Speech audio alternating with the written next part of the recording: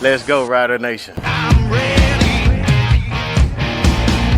I'm ready. Yeah, here we go. Here we go. Get your feeling now.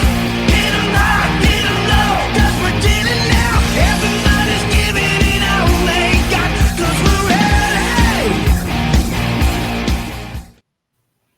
Welcome to the Piffles podcast, your Saskatchewan Roughriders fan podcast. And this week, we are sad to report that Steve is not with us. I'm just glad he is such a friend to Chris Strevler that he would go to Winnipeg to console him after that preseason loss.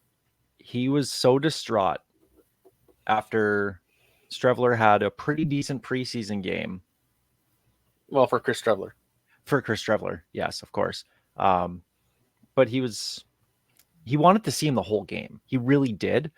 And because he didn't, Steve was like, I can't do the show. I just can't do the show.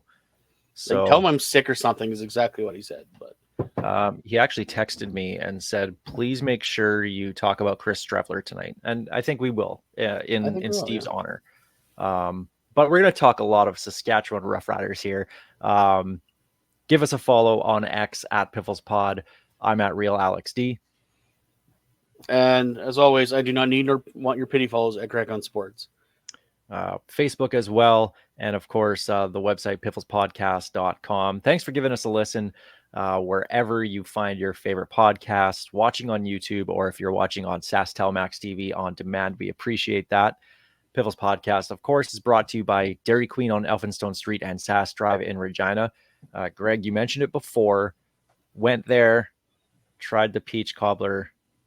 It's good. Blizzard, legit. That is next level. Next level. Blizzard. And my dogs may have had a little bit of it as well too. Big fans. I didn't share any with my dog. I just ate it. it was gone before you got home. It was gone. It was gone before I even offered it. Do want to give one thought here before we do get started. Want to kind of dedicate this show going forward right now to Darren Detition of TSN, of course, passed away last week at the age of 57. Had a 2-year battle with cancer. Noted Rider fan. He never shied away from showing that. And for anybody who ever met him, talked to him, he was as genuine of a person as you would ever find, and big time Rider fans. So Dutchie, this is for you. We'll miss you here in Rider Nation. Big man in the business, big man in person, big personality. And arms even bigger than that. Oh, and rest in peace, Dutchie. Yeah. Rider Nation. It's going to be a big hole in Rider Nation as it is. And you could tell by how respected he was, because from every corner of the sports media in Canada was giving Dutchie his props. That tells you how much he meant to this industry as a man and as a person. So the absolute best.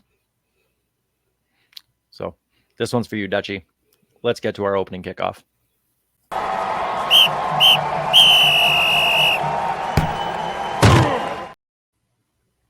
All right, we're going to talk Riders Bombers preseason. Riders winning 25-12. I think it was 25-12. If I looked at CFL.ca and looked, maybe it was 13-12 or 19-12. They never had it figured out. It took them hours after the game to get it right. And yet again, the stats are wrong. In order, for the CFL, for the information to get out there, the fact that they didn't know Ajo got a touchdown, unless you actually physically watch the game, I guess that's one way to make sure you have people watching the game so they can keep their own stats. It's at this point, it's beyond a joke. It's sad and pathetic that Genius Sports hasn't been able to figure this out. I'm not going to get into my rant about them, but it's embarrassing is what it is. I know it's preseason and you try and work out the kinks of things in preseason. This is a basic thing that the CFL year after year continues to screw up. And it's beyond ridiculous now. And the stat package they sent to the media following the game, again, had the wrong score in it. The official league stat package. So good one, guys. But anyway, it was 25-12. Riders pretty much dominated that entire game from start to finish. And hey, don't feel too good about yourself, though. It was starters against rookies. Us Saskatchewan fan are looking for a way to get our hopes up, I guess. This was our Grey Cup. The parade route. I saw Stamps fans and plenty of Bomber fans asking where the parade route is. And I'm like, well, it's the Green Mile. It's literally written in stone, basically. It's there. We know exactly where it's going to go and where it's going to end. Yeah. But it was normally I don't care about a win in preseason, but I think you can tell Coach Mace really wanted a win in this one just to, as you saw him post game, set the tone, build it. We came here to win, and that's what you guys did. So the compete level, to me, let's start there. I haven't seen a team compete like that in a preseason game and really have that kind of energy in a long, long time. And if that's what they're going to do in a preseason game, imagine what they're going to do when it matters for real in just a few weeks. Like, was there some blown coverages? Yes, obviously by that Winnipeg touchdown. But the fact remains is the guys were all running at 100%. It doesn't matter if they were a vet or if they were a guy that just showed them Saskatchewan like a week and a half ago. These guys were ready to compete. And the fact that Hickson took that first touchdown ball and took it right to Coach Mace shows you the respect this team has for that man. Yeah, that was something, because my seats are in the end zone, on the other end zone. And after Hickson got in, you saw him just kind of run off to the sideline. I was like, okay, who's he looking to high five or shoulder bump into? And he bypassed everybody and just kept looking for where Corey Mace was. So the level of respect that they have, they're going to give it all for this team this year. I truly, truly believe that. And yeah, they're going to lose some games, but if that compete level that we saw in a preseason game is there all season long, that alone is going to make up a couple wins just off that. So I like seeing that. The fact that his biggest takeaway of the game, we still took too many penalties. We won, fine, but we still took too many penalties. We took too many big plays off the board, and we need to rein that in. And that was his message to the team as by his post-game speech that he gave that the Riders put online. Like, he went immediately, yeah, we won, but we got to clean this up. And that shows you his mindset that he's going to carry with this team. I actually really liked the post game, just when he had his son Micah in his arms while he addressed the team. It really shows what's important, and if your head coach is doing that, that's just going to trickle down. And guys see that, they respect that, and that's someone that they're going to go to war with. And I think that's truly what we're going to get out of this Rough Riders team. You mentioned the vets flying around. How about right off the bat, KSB and Sean Bain in mid-season form? The catch by Schaefer Baker there. Where he like repositioned himself in the air just so he could get to it. Yeah, that's a big boy catch right there. That was, and you can tell he's no longer, like, he's past all of his injuries. He looks like he's at 100%. My wife commented and said, yeah, he's got some arms on him. And yeah, that guy's gonna, I mean, you don't make those kind of catches without putting in the work, right? So he's gonna catch a lot of contested passes this year, and I'm looking forward to seeing a full healthy KSB and Sean Bain just zooming by everybody. If he had that second gear, that Kenton Keith extra gear, he would have just dusted. You can tell he was winded. You can tell us early in this season. I'm like, he just ran out of gas. That's all that was. Yeah. So do you want to go with offense first? Do you want to go with defense? Where do you want to go here, Greg? Let's start on offense. We already mentioned Bain and KSB. Easy one to stand out, a Joe. Yeah, he's looking like he's going to be a steal if he can keep this up. And I love your comment. Get him a real number. You're wearing because number 75? No. Well, I mean, to receiver be fair, Ray 75 is Elgaard usually a started with something scrub. like that. Yeah, like, don't get me wrong. These guys are usually scrubs are gone before the end of preseason. But yeah, I think he's sticking around because he's a big dude too. Like he is a tall, thick man. Like he is going to cause problems if he can get honest on that rotation really quickly this year. Well, and from what I've read out of camp is he's still not the best route runner.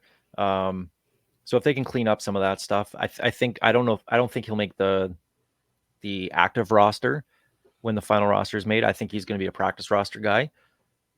But if you can keep him and develop him and have him behind, Picton, KSB, MLS, Braden Linnaeus, and be the next guy up, I think that's a good career start for him anyway, just with kind of how raw he is.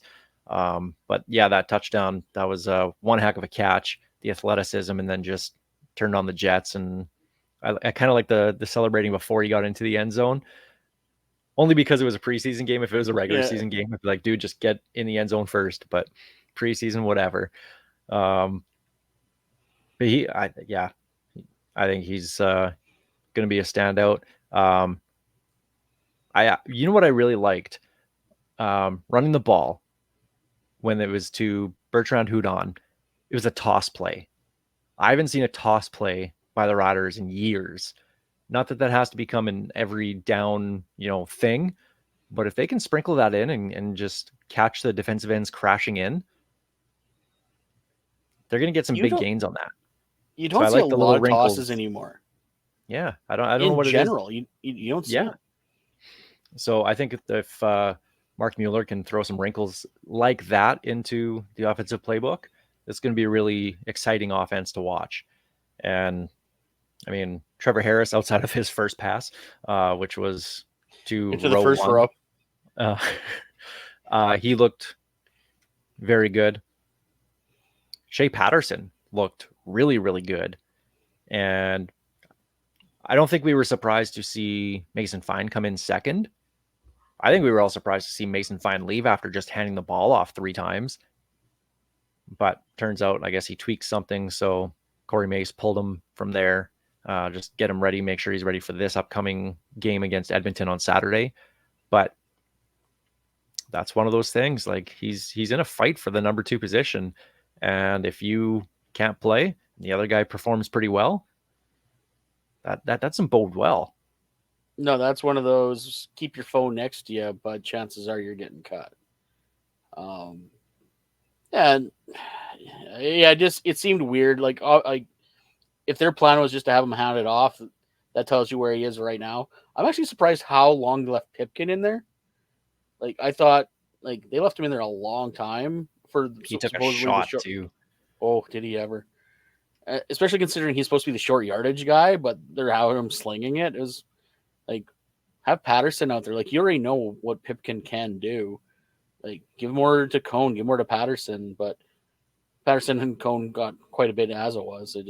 I just can't believe they left Pipkin out there that long. Well, and going for Jack Cone, of course, 6 of 8 for 40 yards. He missed a pass down the sidelines, which if you probably give him that throw again, he probably makes. But I don't know, seemed okay to me. Seemed like a rookie.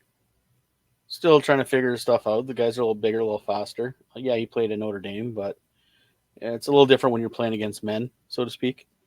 So he looked okay. I think a practice roster spot is probably in his future, if anything. But I guess we'll see what happens this coming week, how much more he gets, and maybe he can figure it out.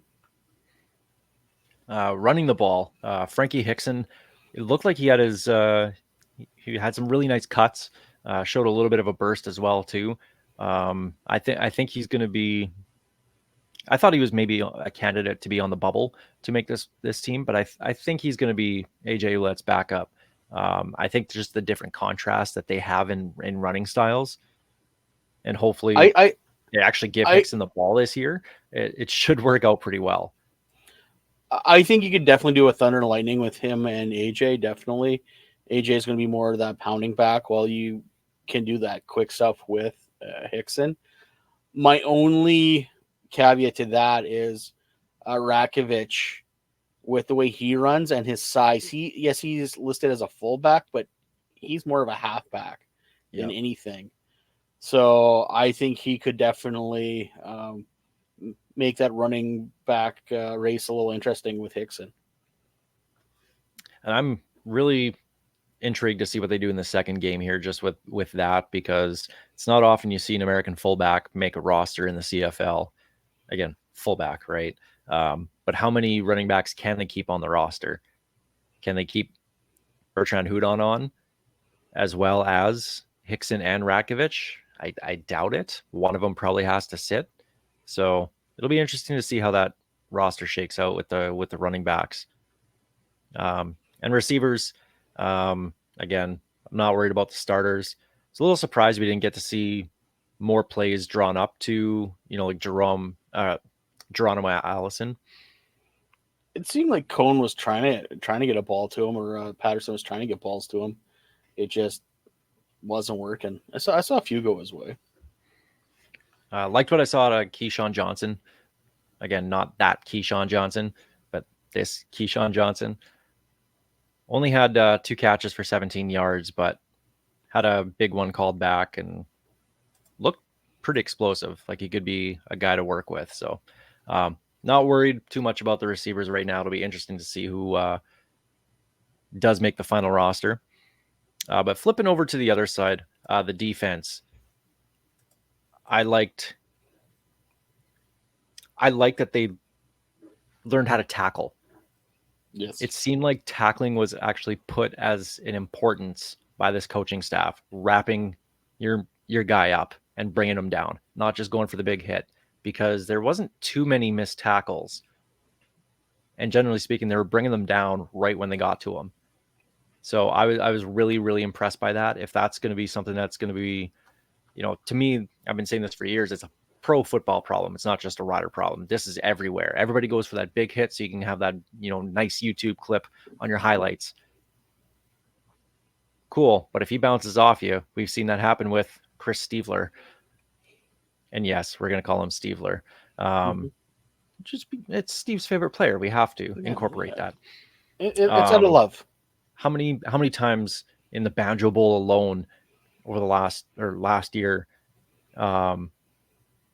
has Stiefler just bounced off guys and pinballed his way for 20, 30 yards? Like Janarian Grant last year on that kick return. How many blown tackles? Because no one went for a tackle. They all went for the big hits. Like I said, there's the Nick Marshall School of Tackling for a reason, because some guys knew how to tackle, and they hung out with Nick Marshall, and all of a sudden they forgot, because Nick Marshall was notorious for going for that big hit when he wasn't big enough to go for that big hit. Defense, Rodney Clemens was everywhere in the first quarter, and he actually got to sack Chris Stiefler. So he actually wins a 6-pack of Churchill Brewing Company from Steve. I wonder if he'll DM Steve back about that. That'd be kind of cool. That'd be amazing. Actually, I liked what Holton Hill did. I saw him out there quite a bit. Our boy Habakkuk Baldonado got himself a sack. And on that sack too, that was the quarterback was trying to run away. He just grabbed him by the back and just pulled him. He was like, "Nope, you're not getting away," and then just wrapped him up right away. That was impressive to me. That was like Uncle Phil catching jazz in the building and just nope. But Diego Fagot, his interception, that was such a great interception because he was twisting around going the other way to make that play that he did. Was just showed off his athleticism. I hope they can find a way to have him make the roster, because I think this guy can be a really good one in the CFL. And the guys seemed to kind of rally around him. He seemed like he was kind of flying around everywhere. And the other linebacker that got an interception, Jacoby McLean, I mean, that one was right to him. But it seems like they have some pretty decent depth there behind Jameer Thurman. And, of course, with him not really playing, these guys got the chance. And I'm not sure how much room there is for American linebackers on the roster, but well, hopefully one of these all guys can stick the around. linebackers, even Malik Straker made a few plays. Like the linebacking core played very strong. I also got to give a shout out to Stephen Smith of the Regina Junior program. Got a nice hit on special teams there as well. So it was good to see him out there. So overall, I think it was a pretty good game. It seemed like it was something we can really look forward to, and that's just, this is going to be a team that's going to compete. Yeah. It was against second, third, fourth stringers, guys that aren't going to make the CFL, but still, it was encouraging to watch. I was going to ask you who your star of the game is, and I'm just going to say it was Frankie Hickson for me, just based off going to find Corey Mace for the reasons we talked about before. Is they love this guy, they're going to play hard for him, and I think this year it's going to be someone different every game that steps up. I agree. Hickson definitely seemed he came into this season with different gear. I don't know if it's just because there's a little more competition at that spot, and he wants to make a difference between him and AJ Ouellette. But yeah, no, Hickson, I agree with you. He was definitely the start of the game for me as well. And Joe, of course, which we mentioned right off the top. The dance alone. Outside of the game, the in-game stadium experience, it wasn't the best crowd in terms of how many people showed up. Way more than I thought. Like, they didn't announce attendance, and I've seen some really low numbers out there. It wasn't as low as people are suggesting. No, it had to be just the eyeball test. It had to be anywhere between a third to half. I'd say it's anywhere between 10 and 15. Maybe even as high as 17, but I don't think it was as low as I've seen out there with 5,000 people. There's no way. No, it wasn't that bad. But the crowd seemed into it. And I like the new games that they had. I love the stats is right that they pulled off. So for those that didn't see it, it's here's a hint. It's Price is Right rules. Here, go last, because by the time you get to the end, someone's going to be yelling out the right stat. Yeah. So they had how many career rushing yards did George Reed have? And so the first person I think said 13,000. Second person said, what was it, 6,000 or 7,000? Yeah, they went 11. Yeah. Yeah. So yeah, it was 16,148. Is that right? Something like that. Something like that. Yeah. But somebody guessed 16,000, so that was pretty cool to have them pretty close. So well, because you definitely got from the crowd, because she's looking this way. It's like 16. And then they had the game with Gainer in the pipes. He had to figure out which pipe he went down, and that was a play off of Super Mario Brothers. I'm assuming that's their new version of the Cup Shuffle. Yes, but that was pretty cool. Steve actually made a really good point of how come they didn't use Mario Alford in there. That would make the most sense. But I'm certain, though, under CBA rules, he would have to be compensated somehow. Probably. But also, if you're a kid watching that, you have no idea who Mario Alford is. But also true. You see Gainer, right? So. And then they had the new one with the cards, too. They had the playing cards where they had to find the ace. And my favorite about that one is everyone can lose. In typical, because it's a Casino Regina one, and in typical casino style, everyone can lose. So there's 3 players, and the 4th player is always going to be Gainer. And out of 4 cards, everyone picks a card, and it just happened to be Gainer picked himself, which is the winning card, and no one won. Yeah, that was pretty funny. I like that. It was very funny because he picked last. It's even funnier. But overall, I think the experience in game, just it was a good day to be out there at Mosaic Stadium enjoying football, and I was just happy to be back out there. It's always great to get back to that stadium. Like I've had bad days at that stadium, mainly because of the way that the team played, but it's usually very hopeful when it first starts, and I can't complain. And then the game starts, and then Dickey's clapping on the sidelines and my heart breaks. But we won't have that this year. He'll be fine. I think we're at the under of our quota of how many times we're going to mention Chris Stevler. For Steve. So there's another one right there. And Steve's listening to us too. He's listening. Steve, this is for you. And also, thank you for being such a big supporter and fan of the CFL and myself personally. Had to do at least once. I was waiting for it. I knew it was coming at some point. So Riders winning 25-12 over Winnipeg. If you liked watching them beat the Bombers, I just suggest you join us on the Piffles podcast Banjo Bowl bus trip, because they're going to do that again in September. Not many seats left on that.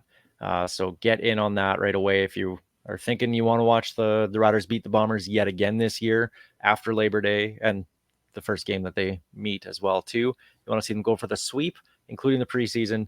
Come with us to the Banjo Bowl. Send us an email, pifflespodcast@gmail.com, and we'd love to have you on board. Again, not many seats left. We'll get you to the Banjo Bowl. When we sell this bus out, it's done, because we are not running 2 buses. No, that's way too much work for Steve to have to put in. Exactly, because me and you aren't doing anything. No, I just show up. He literally does everything. I pick a couple prizes out, and that's about it. I do the poster, and then I'm like, okay, Steve's done. Yep. Couple roster moves for the Riders following the preseason game. Signed another receiver, Joe Robustelli. Big guy, 6'2", 220. Runs a really decent 40 as well, too. So he'll be around for a little bit anyway. I don't know if he'll get into the next game on Saturday here, but who knows? Maybe he does. But somebody to keep an eye on anyway. And then go ahead. No, I'm just trying to figure out why they're testing out more receivers. That's all. It just seems like the ones that and like I said, I'm not in the film session, so I don't know what they're looking at, but all the receivers seem to do a good job for the amount that had balls thrown at them. Like Dante Myers, we didn't even talk about him. He had a decent game too. Oh, yeah, that big long return as well too. Jared Stearns had a Jared Stearns like. I was a little worried. I was a little worried there when he lost his spot on the offense, and they put him at his kick return. I'm like, oh, that's not good for him. But dude, if you're going to contribute, you're going to contribute, and there's a spot for him right there. So maybe Mario Alford has to be looking over his shoulder a little bit with those guys showing out a little bit on special teams. I'm going back to the receivers though. I'm actually kind of curious about this, because I saw some people saying just what you said. Well, why another receiver? Everything seems kind of set there, or we have guys. I started thinking about it. If you have a guy on your neg list, you kind of just bring him up whenever you can, right? If he's available, hey, we have a contract for you. If he wants to hold off, wait a year or whatever, that's fine. But if he says yes, I don't think you wait on it, because if you say, oh, hold on, we don't need a receiver now, maybe next year, maybe he's like, nah, screw you guys. So I don't know. Maybe that has something to do with it. It just seems really late in the entire camp process to evaluate a guy that's, you're right, is not going to be ready for the game. So I guess run a few drills and hopefully you can show out, because unless you're going to have him on the roster game 1. J.O. did learn from Chris Jones, so maybe there's more guys just waiting. Pre-practice squads, is that what it was called? Every team has pre-practice squad. Yeah, every team has guys sticking around. Like, come on, let's be real here. Corresponding move, Riders cut Nick Nelson, defensive back, to make room for this receiver. So one of the defensive backs gone, which thins it out a little bit. And just overall, I don't think he was even on the depth chart. I looked after he was cut today, and I didn't see him even. I don't think he cracked the depth chart. No, but there was a few guys that didn't actually play from the looks of it anyway, or didn't play very long in the defensive backfield. This second game is going to be, the real testing point to see where our secondary is and who's starting. So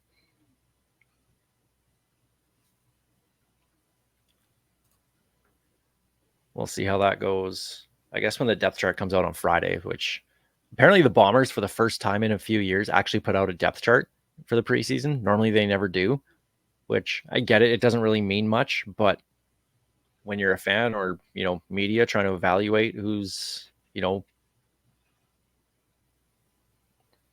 where. Well, especially when you have so many guys, especially the home team always has a ton of guys, and the road team usually travels lighter.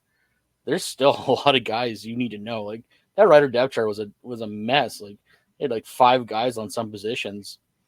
You know what I liked about their depth chart is they actually had the line on defense for strong side, weak side. For strong side, weak side. I was like, why is there a weird line? I'm like, oh, and then they put boundary side. I was like, okay, there we go. That's good. Yeah, I've never seen that before. I was like, that's interesting. I like that. Still looks a little bit weird, but I like the reason why. All right, well, that's the opening kickoff presented by Kathy Festian of Roy LePage Regina Realty. Jumping to our Churchill Brewing Company odds and end zones. Last time we chatted, we talked about Chad Kelly and the whole situation. Of course, the day after, he releases a statement, basically saying all the right things. He's going to take a step back, stay away from the team, and focus on, his counseling and all the courses he needs to take to get back to the CFL. Anyway, whatever. I think that was the first good PR move that the Argos have actually had in this whole situation, was just like, Chad, put this statement out on your socials and then just go away. Go away. Yeah. Still probably do stuff with the team behind the scenes, which you're allowed to do. But when cameras are out, you're not out there. You're not out on the field anywhere. You're not at practice. You're not there for preseason games. You can be in the meeting rooms and all that kind of stuff. But finally, some decent PR based off that. But will he do the right things? He said the right things in his statement. Will he do the right things? Oh, it's always easier to say the things you're going to do, especially if you probably didn't write the statement yourself. There are some big words in there that I don't think he knows. He got the dictionary out if it did, or that word of the day calendar he got for Christmas from Uncle Jim is definitely helping him out. But once again, word statements, we've seen them a million times. And I have reserved the right to be proven wrong on this. But like, this is all a bunch of words. The proof is going to be when he comes back, if he can rehabilitate, if he comes back, if he can rehabilitate his character, his stature, whatever in the league, that so-called Chad Kelly star power that the league was going to put a rocket on his butt to put him as the franchise guy of both the biggest market and the league as the most outstanding player, is now worthless. It is going to be quite the reclamation project to get him back to where the league thought he should be. And I don't think he's actually, I honestly don't think he'll ever get there. I think, unfortunately, will he be a good quarterback if he can do the right things? Yes. Will he still have that star power that the league wanted? Not anymore. Well, I think if you're the league, you kind of have to stop pushing that as well, to find somebody else that you can market a little bit and just take pressure off that way, I guess. Whatever. We'll see what happens. I'm a Denver Broncos fan, so I knew all about Chad Kelly going into the NFL, and he blew that chance with Denver. And I was like, last year I ate the crow because I said he wasn't going to be the guy and didn't think he had his head in the game. They were 16-2 with him at the helm, record-setting team. And he didn't play a lot of those games. Well, he didn't have to. Yeah, well, exactly. That team was that well built. That 16-2, everyone's like, oh, 16. He didn't play a lot of those games. Like, that roster was built very, very well and coached very, very well, too. Not all that's on Chad Kelly. Yes, was he a big part of it? Sure. But 16-2 is not on Chad Kelly.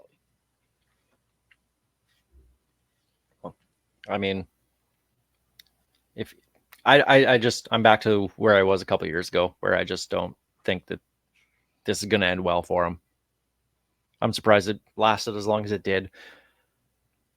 Longer than Johnny Manziel, I guess. Oh, Johnny.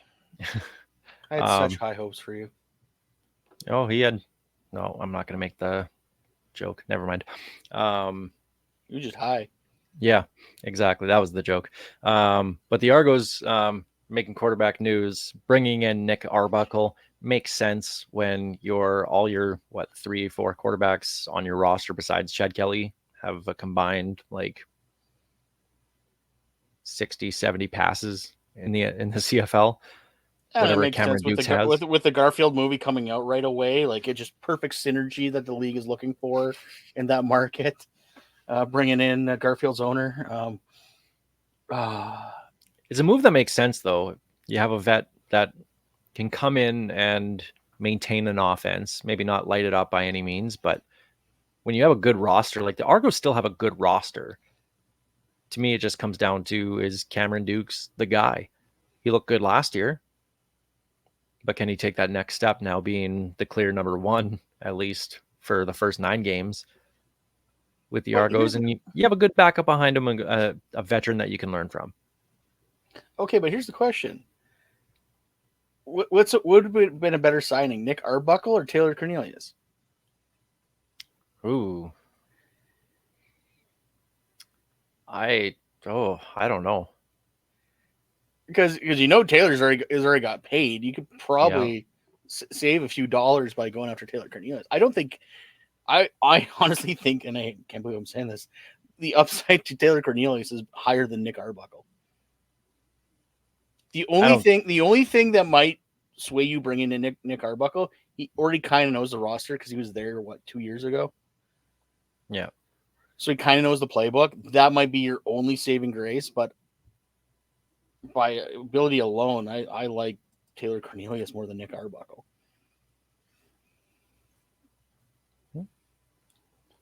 I'm sure Cornelius will pop up somewhere. Injuries happen. He'll probably be the next guy that gets called. How haven't Lucky Whitehead or Jake Winicky signed with anyone yet? Or Janarian Grant? Yeah. I don't know. Like, I am so confused by some of these guys that aren't signed yet. Like, is their asking price too high, or is just everyone moved on? It just makes no sense. Probably a combination of both, I guess. Maybe. Other business opportunities. I don't know.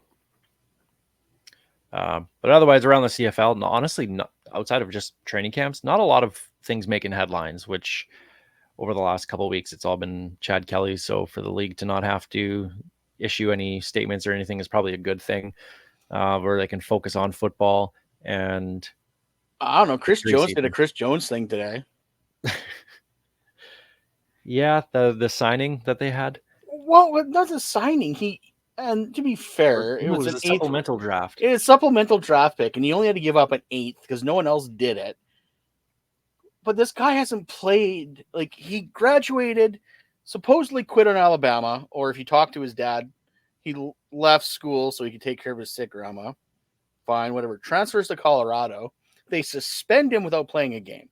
So he didn't play at Alabama, didn't play at Colorado, went to some JUCO school, didn't play a game there, took a year off football, went to the NCJAA, whatever that is. I think that's like less than like tier 4 college football. Had a decent season, and Chris Jones said, you know what? Screw it, bring him in. But he only had to give up an 8th, which, I mean, this could either be the smartest move ever if this guy can pan out, because he was a 5-star prospect in high school, or this is going to be, who cares? It's an 8th. Like, there's no way this is a bad move. Like, no, who cares? He gave up an 8th. Doesn't matter.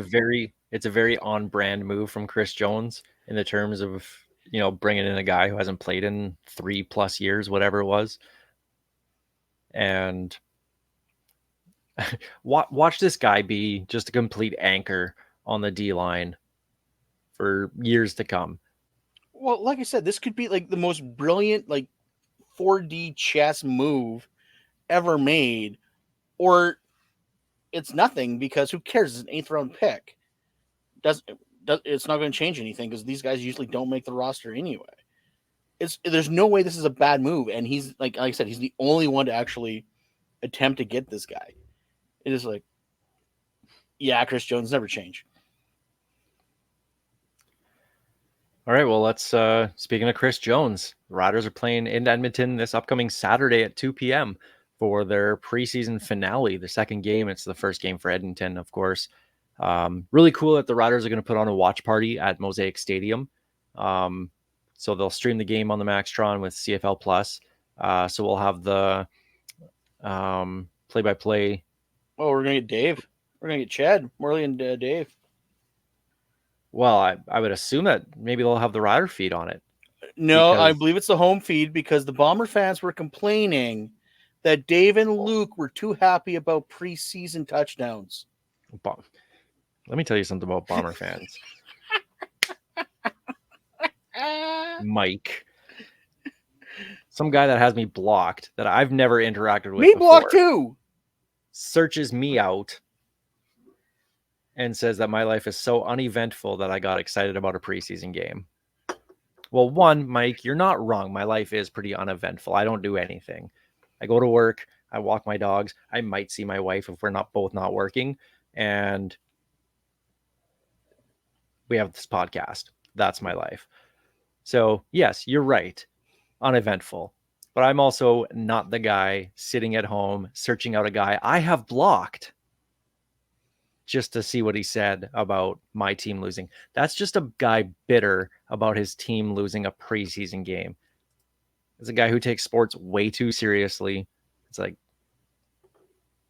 soft. Well, and that's just what surprises me the most of it. Like, he legit went out of his way to see what you said. And I have similar people that just don't follow me, but sure always have a comment on stuff I say, which I guess that's part of social media. If that's how you want to spend your time, so be it. But yeah, Bomber fans, they've gotten so soft and so fragile. Don't get me wrong, there's good ones out there. Squeak, Ted, like, love those guys. But man, there's some Bomber fans that just like, what are you thinking?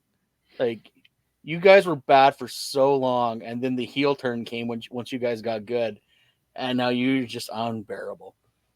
The best part is he has me blocked, but still follows the Piffles podcast account itself. Well, because he knows where to go for his rider news. Yeah, exactly. Whatever. Anyway, but what I'm back to the point about CFL Plus, they can still stream the game on the big screen. Mm-hmm. But since they're going to be sending Dave Thomas and Luke Mullender out there anyway for their radio broadcast. Oh, I guess yeah, they could sync up 620, which actually they do all the time for the in-house broadcast in the Harvard Lounge as it is. Yeah, so I think that makes sense. Yeah. So I think that's what they're probably going to end up doing at Mosaic Stadium. So because we were at that game, I didn't get to listen to Dave Thomas and his first broadcast. From all accounts, from what I was reading, people seem to enjoy it, which is good. He had a few hiccups first game in. It's going to be typical. 80 guys on a roster. That dude's like, well, one of the Bomber fans complains, who's the announcer that called Castillo Garcia? Like, come on. Like, sorry. Made a mistake.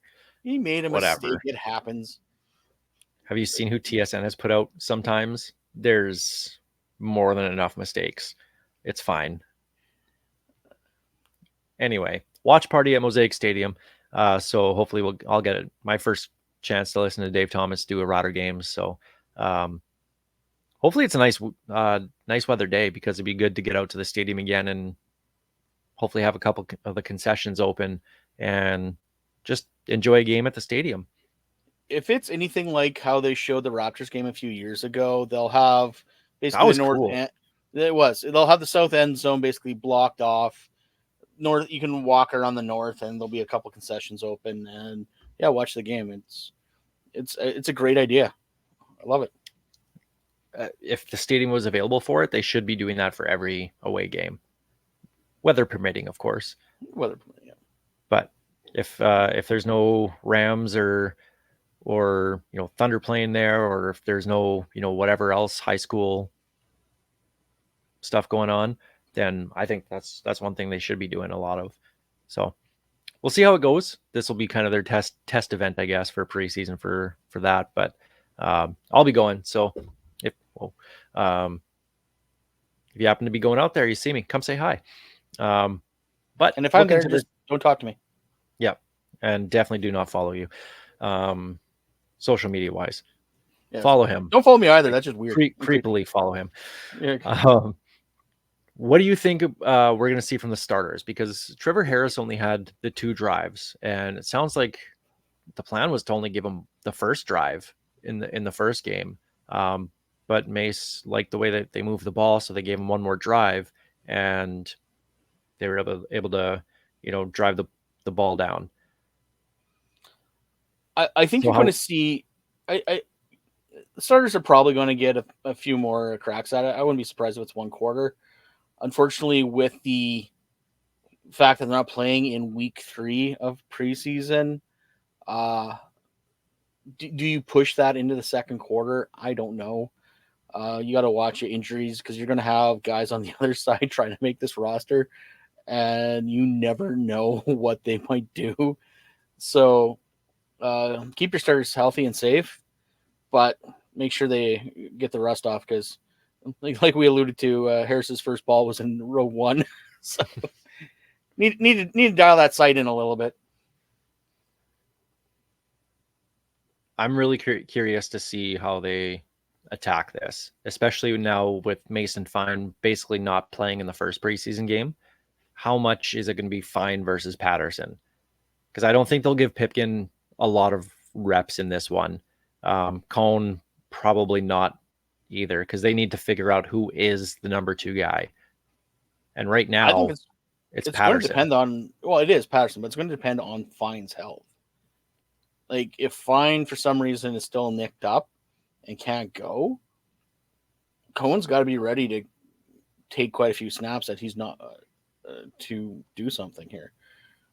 I think ideally what you want to do is you go quarter and a half maybe with Harris and the ones, and then you have Fine and Patterson fight it out the rest of the way, and maybe put a mop-up duty to Cone just to get so he gets a little more live fire. But I think, bulk of the game, at least a third of the game each, has to go to Fine and Patterson if Fine's good to go. So what's still out there for available spots? We didn't even talk about the offensive line in the last game. Left tackle with Trevor Reed getting the start. I don't want to say he's locked in, but I'm pretty sure he's about as locked in as you can be without. There's 2 things I noticed about. Or there's 3 things I noticed about the offensive line. Sevier's not a center. No, do not ever. If we are at that point where Sevier is our center, that's when I'm going to have big time worries. Because I guarantee you in a game. I guarantee you in a game they move Ferlin or Blake to center. Yep, absolutely. And they don't let Sevier anywhere near there. So that's what I noticed. God, I love Hardrick's leadership. What a difference he makes. And he's so big. So big. And that's probably why he's so noticeable. Walking up and down that sideline, like high-fiving, hugging everybody, like just getting the crowd riled up. Like, he's out there pumping up the line. Like, Hardrick's leadership on that line is going to be a godsend this year. And I'm glad we brought him back. He was a player that they never should have walked away from. But he does that. He pumps everybody up, but then he's a mean SOB on the field. Yeah. Like, he is tough to play against, and that's exactly what you want. And Tucker, I rent don't buy, but I don't think you're making this roster because the few times where I did notice you, it's not for good things. Well, he took a penalty after, I think it was that third down stop that Toronto or that Winnipeg had. I mean, you're probably able to keep one more American on the roster, on the practice roster, but who knows? Maybe one of the 5 suspended guys will show up. No, they still got Hubbard. Is it also around too? But yeah, Tucker did not. The few things I noticed of him weren't great. So if you're standing out at doing not good in a preseason game one, I don't like your longevity on this roster. Receivers, is there still some stuff to do there? I have no idea what they're going to do. Like we just kind of talked about when they brought in Robustelli. Like I don't know what they're doing. Like Allison's got NFL pedigree. You think they would have worked him in more. They got Stearns returning kicks because they have another guy playing slot. You already know you're locked in with KSB and Bain and MLS. Picton's always going to look good where he's at for the role he plays. I don't know what they're going to do because you want to see everyone advance, but you also want to see some new blood in there to start bringing up the backside of it. So I'm glad I'm not that have to make cuts in that receiver room right now. There's going to be some good players not make this team.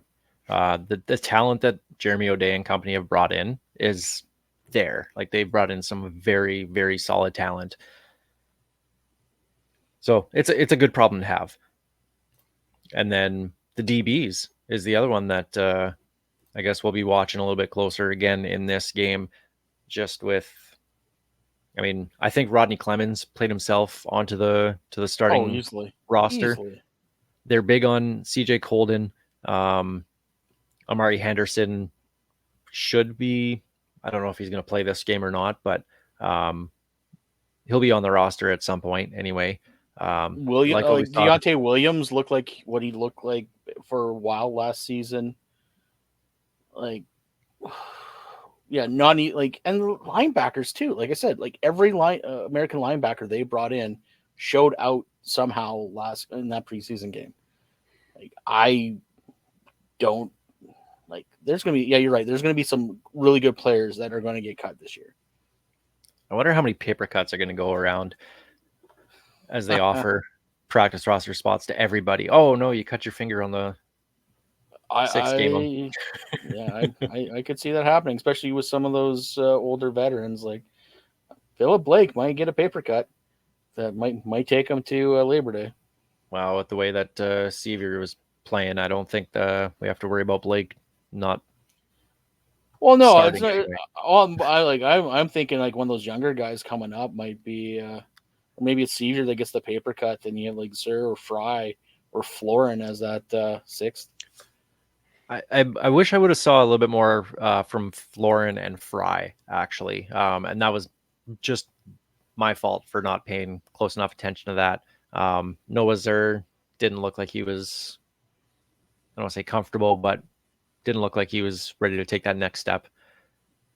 So, but hopefully Florin, Zach Fry, Daniel Johnson as well too, this year's draft pick in the 5th round. If they can, keep a couple of these guys around, they got to get the young blood going in on that O line. Well, and that's my concern. If they're only going 3 Canadians and you have to 6-man Blake or Sevier, that's not good for your future. So I'll be looking forward to O-line a little bit more in this one. I'll be paying a little bit more attention. It's honestly, for me, it's easier to do while watching on TV than at the game because I'm watching so many different things, trying to watch so many different things at the game. So at least I can focus a little bit more on the O-line, seeing how they do. But there's still some open spots on this roster. I don't think anybody. I mean, we saw some people jump up and get jobs in the first game. I don't think we really saw too many people play themselves off the roster. So there's a lot of room to make. If you have a really good game here against Edmonton, you can find yourself on the roster. So, what are you looking for out of this game? Do you care if they win? Well, I don't want to see them lose, if that makes sense. I want the vets to come out healthy. I would like a win. And it doesn't really matter anymore now that Edmonton's streak is over, so we can't really just lean on that anymore. But yeah, no, I want the vets to come out. Like, I want our starting roster healthy, so they're ready to go game one. I want some answers. I want guys to step up and actually take spots, like claim them as their own. Yes. They can't just play to make the team. They got to claim to go, no, you're starting me. And that's the way they got to go into it. Even if they are in mop-up duty, like you go, no, you're making a mistake by not putting me with the ones. That's my spot. Like, Well, show isn't you're that supposed how to be in this league. Terrell Davis got his start in the NFL? Was on special teams. He just blew a guy up on a kickoff. Yep. And he was a late round, or maybe he was undrafted. I don't remember, but he was a late round pick anyway. And they weren't going to put him, probably not going to put him on the roster. And they noticed him after that play. Mm-hmm. So if we can see somebody like that this year for the Riders, just like you said, just go up and take the spot, get the eyes on you. If they can do that, then, and that goes to the compete level, which we started talking about right off the top of the show. I want to see that compete level. I want to see it the whole way through again. And I don't want to see guys get complacent. I don't want to see vets get complacent in their spot. Yeah, we know KSB is going to have a starting spot. We know Sean Boehner is going to have a starting spot. But I don't want to see them go and still attack it like they don't have one. And just not put in the motions just because it's, the second preseason game. And that goes to just culture in general around the Riders. And that's where I think we're at, because last year we saw guys putting in the motion. Mm-hmm. I don't see that happening this year. So if we see that kind of stuff, preseason game 1 and preseason game 2, I'm going to be quite a happy person going into the regular season, because these guys are going to give absolutely everything they have. And I think that's the biggest thing Rider fans want. After the last 2 seasons where we've seen guys pack it in after Labor Day, we want to see a competitive team. Like, they don't need to win every game. We just want them to be in every game. Well, just the give a damn factor. Yep. It's got to be there. But if they can go 18-0, that'd be great too. That'd be nice. And win the Grey Cup. Yes, of course. Yeah, can't just go 18-0. Don't win 18 games and not win the championship. Yeah, if you're going to win 18, that's not fun for anybody. If you're going to win 18 games, then win like 16 in the regular season and then your 2 playoff games. That's how you should win 18 games. Anyway. Yeah. Just the give a damn factor. That's what I want to see. But it's weird too, because you have this, and usually after the second preseason game, that's it. That's the end of training camp. Cuts come in usually that night or the night after. The Riders still have 4 days of practice after that, which they're going to finish in Regina. So they come back to Regina on the Sunday. They fly back to Saskatoon after the game and then come back to Regina on the Sunday. Then they have Monday, Tuesday, Wednesday, Thursday for practices. So it's a little bit weird. So just having that first preseason game 1, and then being done in week 2 when there's a third week after. So even guys that we think might play themselves onto the roster in this game, if they just put in the motions in the last few days of training camp, maybe that gets them out the door. Well, you would think that the coaching staff knows after that second game 98% generally. Yeah. You would think like, and that's why that last 4 days of practice are going to be probably the weirdest training camp a lot of these guys have ever had. Because at that point you're basically installing your ones. Yeah, and I'm curious to see if they're going to treat that as just an extra week of getting ready for the regular season, or if it's still evaluation time. That'll be interesting to see how Coach Mace handles that. I think at that point you take that as a head start to get your get your game plan installed. Like I don't know why you would wait just to.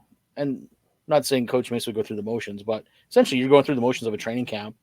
When you have a good idea of what your team is, start getting your game plan going for game 1 against Edmonton. Yeah, that'll be fun to watch, actually. Hoping to get to a couple of those practices when they're back in Regina. So, but football is back. The Riders look good on the field, and it was just nice to get out to the stadium. I always loved the home preseason game just for that reason, just to get back out to the stadium and actually just not really worry about a game in terms of the outcome. So it's just kind of nice to just kind of it's like the last week of the regular season in the NFL. As a degenerate fantasy football player, it's the 1 week of the year where you can just relax and just watch your team play just for the sake of them playing and not worry about stats, wins and losses. The only thing you need to worry about is how much stuff has gone up. But we'll complain about that another time. $12.50 for a beer, craft beer. My God, that's for a small one. Yeah. See, they had those big like double cans for $18. Yeah, $18. Gross, just brutal. I got the pierogies though. Yeah, I saw they got a pierogi stand now. They suckered me into that. Amy wanted a drink, so we got her a Pepsi, and then I was looking up and I was like, oh, yeah, pierogies do sound good right now. They got me. So I can't complain too much about it. Side note, I gotta admit, it was pretty cool that they had that swearing in ceremony on the field. Yeah, for all those new Canadians. That's pretty awesome. Cool. Hopefully they can. And did you notice that they had 13 of them? I know. I was gonna say that is so on the nose with 13. Yes. Yeah, very cool. I'm sure that's not the last time we'll see that. So that was a pretty cool experience, I bet, for them. Yeah. And they had the crowd join in with reaffirming their commitment to Canada. So very cool. Just great to be back at Mosaic Stadium. Nice weather day as well, too. It wasn't too bad. So football's back. We did it. We made it. Through the wilderness, people. Well, that'll do it for us here this week on the Piffles podcast. Of course, the show is brought to you by our great friends at Dairy Queen on Elphinstone Street and Sass Drive in Regina. Special thanks, of course, to Kathy Festian of Royal LePage Regina Realty and Churchill Brewing Company for their support making the show possible. Thanks for listening. Thanks for watching. This is Tyler Gilbert with Ghost Behind Your Mind.